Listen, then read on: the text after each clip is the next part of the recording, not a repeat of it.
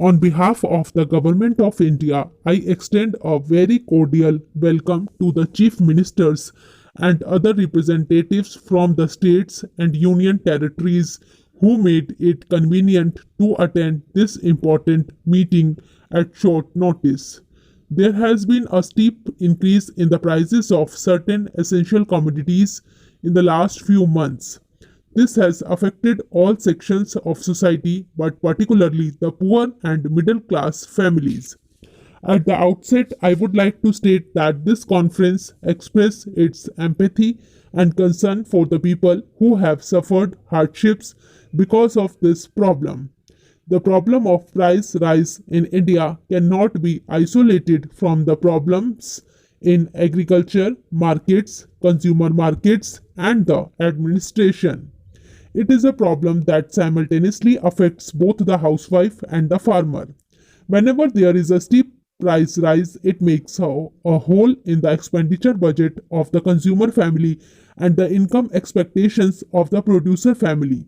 Rising prices is a national problem. It needs to be tackled by both the center and the state government separately as well as jointly. While an objective analysis of the problem is no doubt necessary for its proper comprehension and resolution, politicization of the issue should be avoided. The spirit of cooperation and sharing of responsibility alone can help us evolve effective long term, medium term, and immediate strategies to stabilize and reduce prices of essential commodities. I am sure we will conduct the proceedings of this conference in this constructive spirit. My government has accorded the highest priority to ensuring adequate supplies of essential commodities as well as keeping their prices within responsible limits.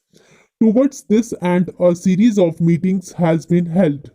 Recently, the Cabinet Secretary had convened a meeting of the Chief Secretaries of States, Union Territories to review the price situation and also to evolve an action plan for curbing the rise in the prices of essential commodities as well as increasing the supplies of these commodities in different parts of the country.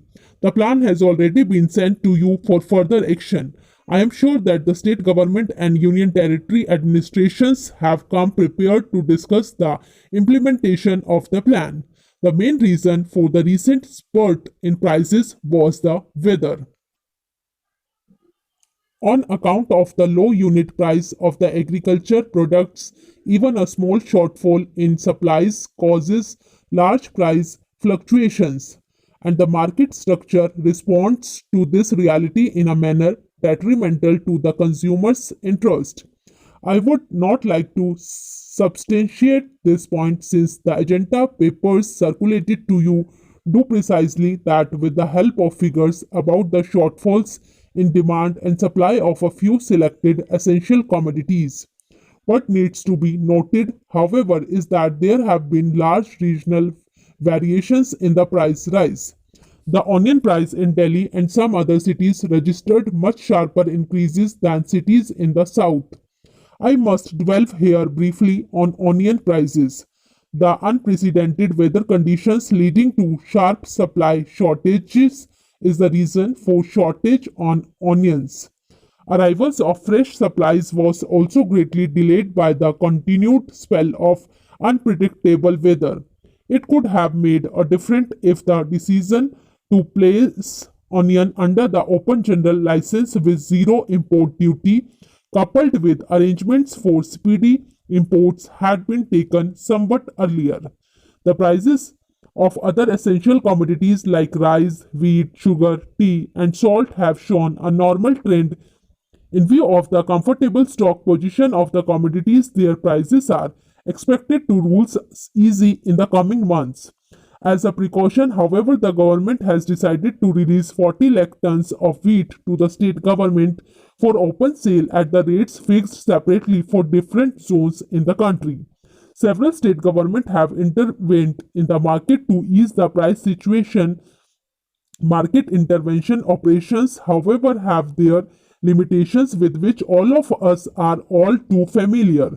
They must be resorted to only if the need is urgent and acute. When well managed, they do produce desired results and bring some relief to harried consumers. However, neither the center nor the state governments can bear the financial and administrative cost to sustain them for too long and for a range of commodities. We should therefore shift out focus to such medium term and long term strategies as would better manage prices of essential commodities.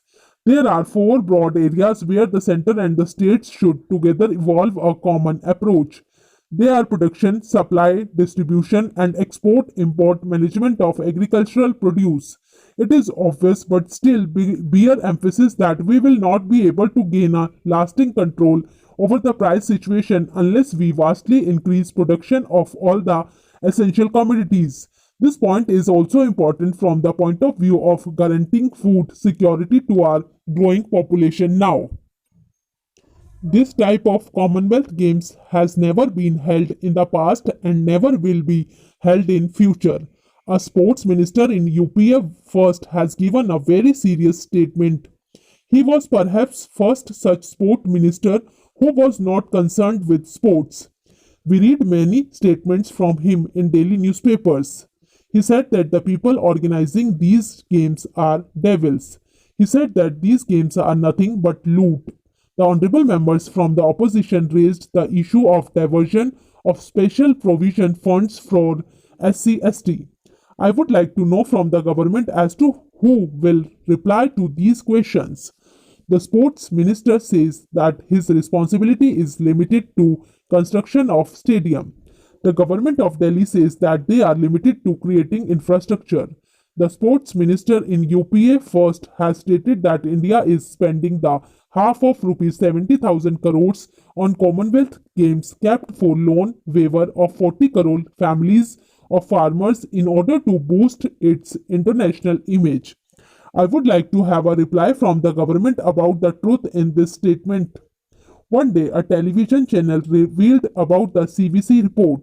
In this report, it was stated that irregularities to the tune of crores of rupees have been committed by the various departments of the central government, the state government, and the DDA.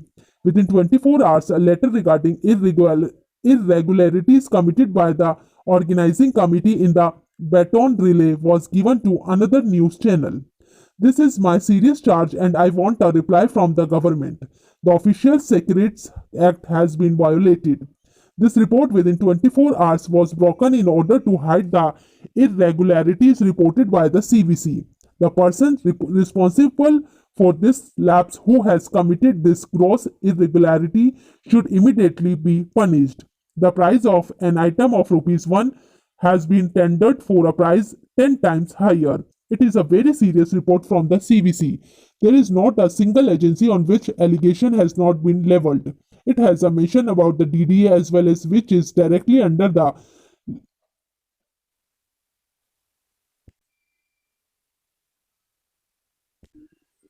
Lieutenant Governor. A minimum of 50% quality assurance was not there in the work. Who is responsible for all these irregularities mentioned in the CVC report? Gas report says that there is no coordination. Who is responsible for this? Honorable Minister of Sports says that he is not concerned. The committees formed in the meeting of consultative committee entrusted the foremost responsibility on the Minister of Sports. Commonwealth Games Federation, Organizing Committee, Youth Affairs and Sports Ministry group of ministers and the Lieutenant Governor of Delhi, everyone was assigned its task. I would like to know this much only as to why we are being let down throughout the world while we are discussing here about the bungling and corruption being done by various departments of the Government of India and the State Government of Delhi. The committees were constituted in January 2005. Did the reports of the irregularities not come up before these committees from 2005 to 2010? If not, then who is responsible? And if the reports were received, why no action was taken? Who is responsible for not taking action? I doubt that the Honorable Minister of Sports will be able to provide reply regarding all these departments. Was not the government aware of the discussions of the high-level committee?